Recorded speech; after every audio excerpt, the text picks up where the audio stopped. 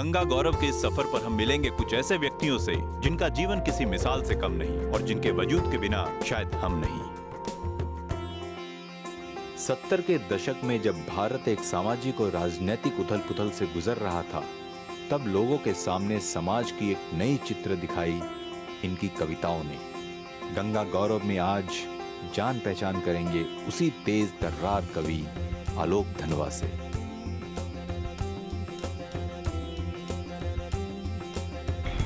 आलोक धनवा जी बिहार के जाने माने कवि हैं। अगर अभी जीवित कवियों में से किसी एक का नाम कोई पूछे तो सबसे पहले आलोक धनवा का नाम आएगा।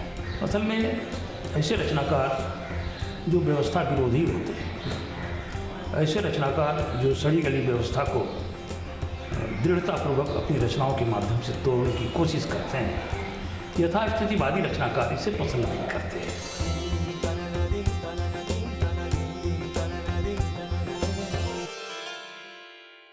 नमस्कार। बिहार संगीत नाटक एकेडमी से भला कौन परिचित नहीं है। इसी संस्था के अध्यक्ष हैं आलोक धनवा। हिंदी कवि जगत में निरंतर चमकने वाला नाम, लेकिन वो खुद को संयोग से बने कवि मानते हैं। कविता लिखने की जो प्रेरणा है वो किस तरह एक आदमी के भीतर आती है, इसको अभी तक पूरी तरह परिभाषित नहीं किया गया है। क्यों एक आदमी कवि ही होता है, या क्यों एक आदमी गायक हो जाता है, एक अच्छा अभिनेता हो जाता है, एक अच्छा चित्रकार हो जाता है, या एक अच्छा राजनेता हो जाता है। ये प्रवृत्ति जो मनुष्य के भीतर पैदा होती है, उसका कोई बना बनाया सांचा नहीं है, उसका कोई बना बनाया जवाब नहीं है। आमतौर पर हम लोग ये मानते हैं, यानी जो हम लोग जो किसी अंधविश्वास में यकीन नहीं करते और किसी तरह से ये नहीं मानते कि जो हमारे गुण हैं वे गुण ईश्वर प्रदत्त हैं, मैं यह नहीं मानता। अच्छा, मैं ये मानता हूँ कि जिस समाज में हमारी पैदाइश हुई है और जिस समाज के भीतर मैं बड़ा होता हूँ, उसी समाज के भीतर एक खास तरह की परिस्थिति में एक लड़का जो है वो कविता की ओर जाता है और एक लड़का जो है वो चित्रकला की ओर जाता है। इसको एक तरह का सामाजिक अवदान मानता हूँ, जिसके चलते एक आदमी के भीतर कविता बनने की प्रतिभा पैदा होती है।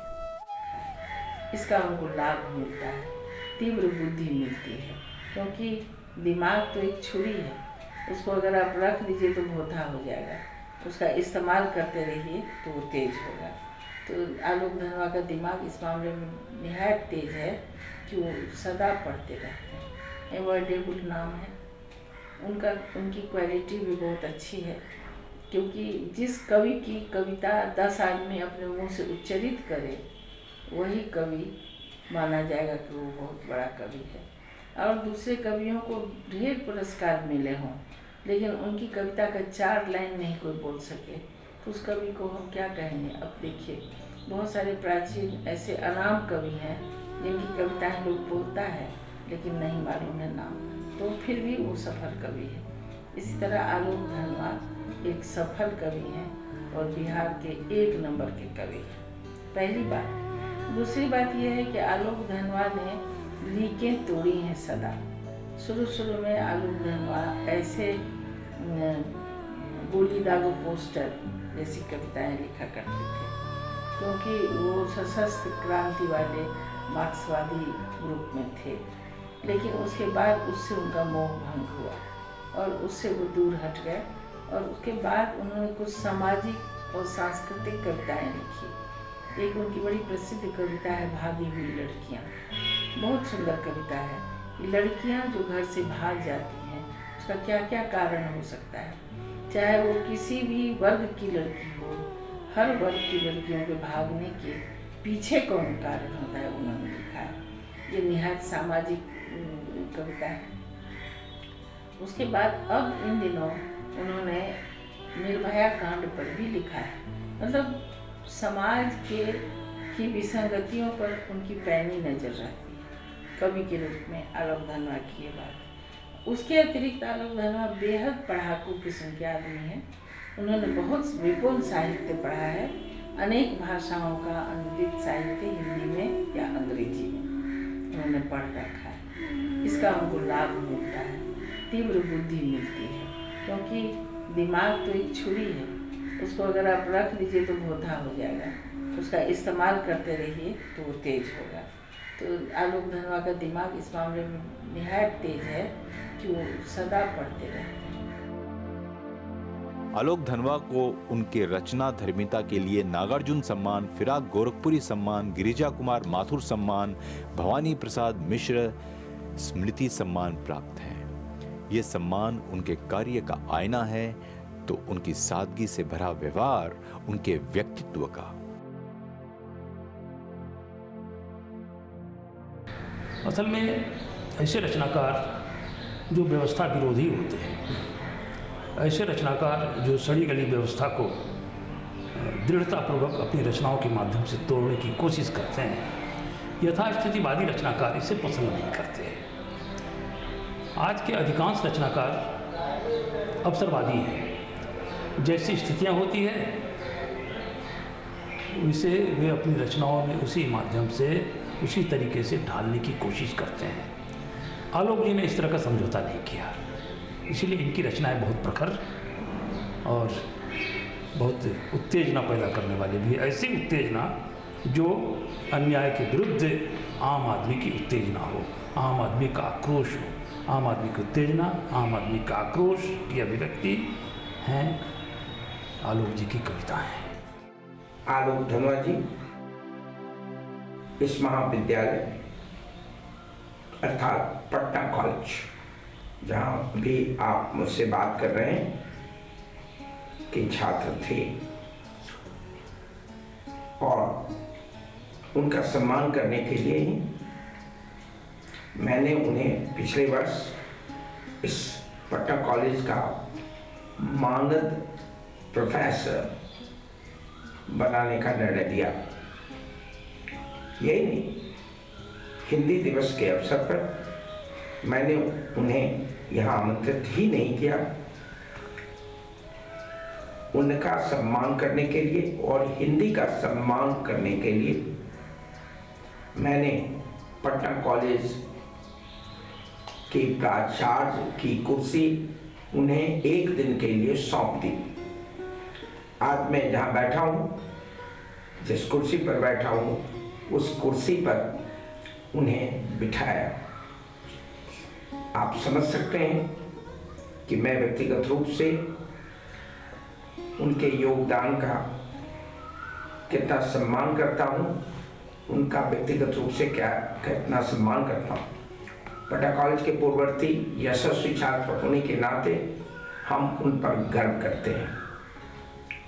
जहाँ तक उनके व्यक्तिगत गुणों की बात है, वो अत्यंत ही सरल, सहज, सुलभ, संवेदनशील व्यक्ति हैं। उनसे अधिक सहज, सरल, संवेदनशील, मृदुल व्यक्ति शायद ही मुझे मिला हो।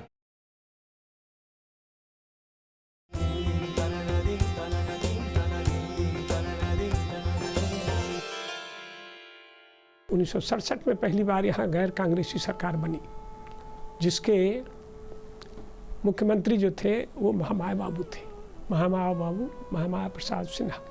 1967 में नक्सलवाड़ी आंदोलन भी शुरू हुआ। नक्सलवाड़ी एक गांव है, उसमें यह आंदोलन शुरू हुआ। मुझसे ये पूछा जाता था कि आप नक्सलवाड़ी के हितैषी क्यों हैं? मैंने कहा मैं उनका हितैषी और विरोधी नहीं हूँ, मैं उनको समझना चाहता हूँ। जब हमने ये देखा कि वहाँ हिंसा हो रही है, इंडिविजुअल क्राइम हो रहा है, इंडिविजुअल इनहिलेशन हो रहा है। परशुराम जी उन दिनों के हमारे मित्र हैं, श्रीकांत जी मित्र हैं, मैंने उसका विरोध किया। मुझको हिंसा वो पसंद नहीं थी, क्योंकि उस हिंसा से कोई बड़ा सामाजिक परिवर्तन नहीं होता, और मैं उस चीज़ को मानता नहीं कि इस तरह से कोई इस देश में बड़ा परिवर्तन हुआ नहीं कभी। तो हमेशा एक द्वंद्व होता था कि जो रास्ता कम्युनिस्टों ने अपनाया, खास करके नक्सलवाड़ी के लोगों ने, पार्लियामेंट को छोड़ने का, तो पार्लियामेंट्री डेमोक्रेसी जो है और जो इस तरह का आंदोलन है जिसको नक्सलवाड़ी के लोग चलाते थे, तो हमारे मन में हमेशा ये लगता था कि इसमें बहुत कम लोग हैं। जब हमने लेनिन को पढ़ना शुरू किया तो लेनिन को पढ़ने पर भी लगा कि नक्सलवाड़ी के लोग सही नहीं हैं, इसलिए कि लेनिन कहते थे कि पैसिव मास और एक्टिव हीरो, इससे आतंकवाद पैदा होगा, उग्रवाद पैदा होगा। पैसिव मास और एक्टिव हीरो, तो हमको नक्सलवाड़ी में लगता था कि मास तो पैसिव है, लाखों लाख मजदूर और किसान पीछे हैं, उनमें वो चीज़ नहीं है, और कुछ हमारे तुम्हारे जैसे प्रबुद्ध लोग जो हैं उनके हाथ में बंदूक दे रहे हैं। आज मैं एक खतरनाक बात बोलता हूँ अपने मित्रों से, धर्मांतरण पर भी बोलता हूँ और इस पर भी बोलता हूँ कि जिस ईश्वर को बच्चे नहीं जानते, ईश्वर को उसके हाथ में दे देते हो। चाहे ये काम ईसाई करें, हिंदू करें, मुसलमान करें, मैं धर्मांतरण को बहुत अच्छी चीज़ नहीं मानता। इसलिए वो जानता ही नहीं कि ईसा मसीह कौन थे और रामचंद्र कौन थे। एक छोटा सा बच्चा है, रहमान जो उतना बड़ा म्यूजिशियन है, वो हिंदू का बच्चा था, उसको खाने की बड़ी किल्लत थी, तो मुसलमानों ने उसको अडॉप्ट कर लिया। अब वो रहमान दुनिया भर में मशहूर है, तो अब अगर उसको कहा जाए कोई कि तुम तो हिंदू के बच्चा हो, तो नहीं लोग मानेंगे। लेकिन ये ठीक नहीं, मैं मानता। उसी तरह से बंदूक तुम दे देते हो आदिवासियों के हाथ में। हमारे मित्र हैं BD शर्मा, बहुत बीमार हैं अभी, बस्तर में उन्होंने बहुत काम किया।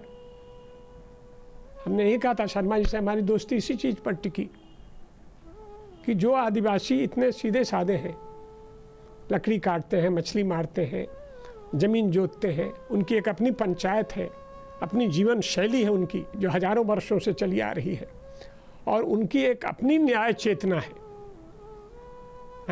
उनकी एक अपनी समृद्धि है और स्मृति है। समझ रहे हो ना? इन सारी चीज़ों को आप बंदूक के सहारे नष्ट कर देना चाहते हैं, आप उसके हाथ में बंदूक दे देते हैं। ये सारी चीज़ें जितना मैं समझ पाया उनके साहित्य में, उनकी बातचीत में अन्याय के खिलाफ एक अभिव्यक्ति है, आक्रोश है और सब कुछ बदलने का जज्बा है, क्रांतिकारिता है। मैंने उनको सुना है, बार बार सुना है, और मैंने उसमें देखा है कि वह सभी प्रकार के अन्याय के खिलाफ है, चाहे वह अंतर्राष्ट्रीय स्तर पर साम्राज्यवाद का विरोध करना हो या राष्ट्रीय और स्थानीय स्तर पर ऐसे तत्वों का विरोध करना हो जो समाज को पीछे ले जाना चाहते हैं, जो मानवता को जकड़ कर रखना चाहते हैं, जो मानव मुक्ति के रास्ते में अवरोध हैं, उनके खिलाफ वो लिखते हैं, बोलते हैं और सोशल एक्शन में रहते हैं। मुंगेर के गांव बेलबिहिमा में जन्मे आलोक धनवा की सबसे प्रचलित कविता संग्रह है दुनिया रोज बनती है। इस कविता संग्रह का अनुवाद कई भाषाओं में हुआ, लेकिन क्या आप जानते हैं इस कविता संग्रह के छपने के बाद कई सालों तक उन्होंने ना के बराबर कविताएं लिखी। आलोक धनवा भक्तिकालीन कवियों से भी प्रेरित रहे। अगर सूरदास, मीरा और कबीर उनके मन के निकट हैं, तो प्रेमचंद, शरद चंद्र, रविंद्र चंद्र के लेखन ने उनके व्यक्तित्व को उभारा है। जो मेरी जिज्ञासा थी वह मुझको कहीं ले जाती थी, और जो जिज्ञासा थी वह भी परिभाषित नहीं थी, इतनी छोटी उम्र थी। कोई प्रत्यक्ष प्रतिबद्धता नहीं थी, मुझको ये लगता था कि ये सही है, और वो इंट्यूशनल था, अंतर्दृष्टि से मैं समझता था ये चीज़ सही है और ये चीज़ गलत है। और बीच बीच में मैं कविताएँ भी लिखता था। मुझको अपनी कविताएँ भी बहुत पसंद नहीं थी, लेकिन हमारे एक गुरु थे आरा के, जहाँ के श्रीकांत जी रहने वाले हैं। वो जैन कॉलेज आरा में प्रोफेसर थे, डॉक्टर चंद्रभूषण तिवारी, वो मेरे गुरु थे। और एक सभा में उन्होंने मुझको कविता पढ़ने का मौका दिया, जिस सभा में सज्जाद जहीर थे और उसमें डॉक्टर चंद्रभूषण तिवारी थे। मधुकर सिंह एक बहुत अच्छे कहानीकार थे जिनका अभी निधन हो गया, वो भी हमारे गुरु थे, वो आरा के थे। और इसके अलावे जो यहाँ के लोग थे, रेणु जी और जैसे बेनीपुरी जी, दिनकर जी, तो दिनकर जी से तो कम भेंट होती थी, लेकिन रेणु जी से भेंट हो जाती थी। राजकमल चौधरी मैथिली और हिंदी के बहुत अच्छे रचनाकार, उषा जी, उषा किरण खान जी, नागार्जुन, उषा जी के घर पर ही रहते थे उन दिनों नागार्जुन। तो हम लोग सब जुटते थे, हम लोगों में दोस्ती बहुत थी। जैसे हमारे बाद की जो पीढ़ी है जिसमें श्रीकांत जी आते हैं, बहुत बाद नहीं, श्रीकांत जी हमसे छोटे हैं लेकिन बहुत छोटे नहीं हैं, तब भी एक पीढ़ी का अंतर है। हमारी पीढ़ी के परशुराम जी हैं, वरिष्ठ पत्रकार, तो हम लोग जत्थे में चलते थे। आज की तरह नहीं है, आज की तरह वो स्थिति नहीं थी। हम लोगों में एक तरह की मतलब सामुदायिकता थी। कोई चीज़ सोचते थे तो उससे दूसरे से बातचीत करते थे कि जो सोच रहे हैं वो सही है या गलत है। रोटी भी अक्सर खाते थे साथ साथ, एक ही थाली में रोटी रख करके रात में 5 लड़के बैठ के खाते थे। एक बहुत बड़ी थाली में रोटी ले लेते थे, सब्जी डाल दिया और हाथ में ले लेके दोनों हाथ से खाते थे।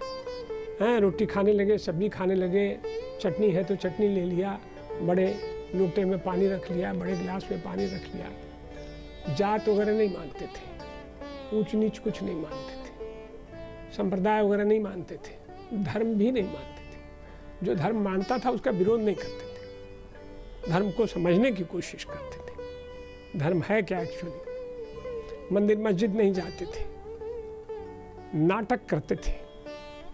जो लड़के नाटक करते थे, सतीश आनंद हमारे दोस्त थे, नाटक करते थे, तो उनके पास जाते थे और उनके साथ बैठते थे। लेकिन मैं नाटक करता नहीं था, उनका रिहर्सल देखता था, सतीश आनंद का, सुमन कुमार का, ये सब नाटक करने वाले। कला संगम उन्होंने, विनीता अग्रवाल बहुत अच्छी अभिनेत्री थी, मर गई, तो इन लोगों का नाटक में देखने जाता था।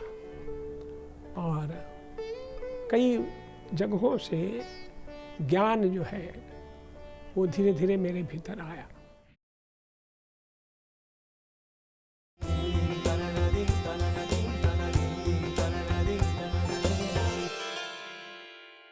आलोक जी का बराबर ही सामाजिक और सांस्कृतिक आंदोलन से जुड़ाव रहा है। कविताओं के अलावा ऐसे आंदोलन से जुड़े रहना उनके व्यक्तित्व का एक हिस्सा बन गया। बिहार संगीत नाटक अकादमी के अध्यक्ष के रूप में आलोक धनवा की जिम्मेदारियां तो है ही, लेकिन वे मानते हैं कि सांस्कृतिक जगत के लिए उनके योगदान में बढ़ावा भी इसी कारण आया है। कवि बनने में बाधाएं तो आती हैं कि कविता का कोई व्यावसायिक उपयोग है नहीं। अच्छे कवि जो हैं उनके पास कोई व्यावसायिक उपयोग नहीं है अपनी कविताओं का। कविता से आपको एक नैतिक तुष्टि होती है। मेरी कविता तुमने पढ़ ली या परशुराम जी ने सुन ली तो उससे एक नैतिक तुष्टि होती है। लेकिन कविता का कोई बाजार नहीं है अभी तक भारत में। पेंटिंग का तो थोड़ा बाजार भी है, चित्रकला का, मूर्तिकला का बाजार है, लेकिन कविता का कोई बाजार नहीं है। यहाँ तक कि गद्य और कविता की तुलना में देखा जाए तो गद्य का भी एक मतलब है कि उपन्यासों पर फिल्में बनती हैं, लेकिन कविताओं पर तो मुश्किल है। कविता जो है ज़्यादा सूक्ष्म है, उसमें जो है जीवन का जो सत्य है वो ज़्यादा जटिल तरीके से जाहिर होता है कविता में।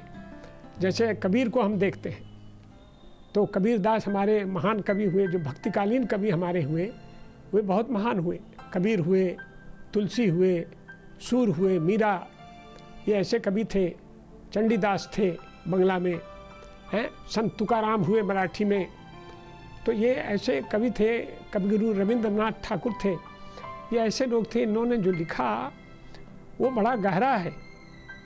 हम आधुनिक कविता जो आज की है उसको भी सम्मान देते हैं, लेकिन उससे ज़्यादा सम्मान अभी भी मैं भक्तिकालीन कवियों को देता हूँ, क्योंकि भक्तिकालीन कवियों ने सिर्फ ईश्वर की स्तुति नहीं की, बल्कि अपने समाज को भी उतना ही ज़्यादा यथार्थ के साथ चित्रित किया। यूं तो आलोक जी के बचपन के परिवेश ने उन्हें लिखने की प्रेरणा दी, लेकिन वे सूर्यकांत त्रिपाठी निराला से बेहद प्रभावित थे। लेखन और उच्च सोच का जो सिलसिला बचपन में शुरू हुआ, वो कैसे पनपा और फला फूला, चलिए जानते हैं। 1967 के समय एक ऐसा विचार आया जिस पर तमाम राजनीतिक दलों की, जो कांग्रेस को छोड़ करके उनमें सहमति थी कि भारत के भीतर जो है गैर कांग्रेसवाद का विचार आया। उस समय मैं तो बहुत यंग था, बहुत ही छोटा, मैट्रिक किया था हमने 64 में, और बीए पार्ट 1 का छात्र था। जिनसे तुम मिले नवल किशोर चौधरी से, मेरे सहपाठी थे।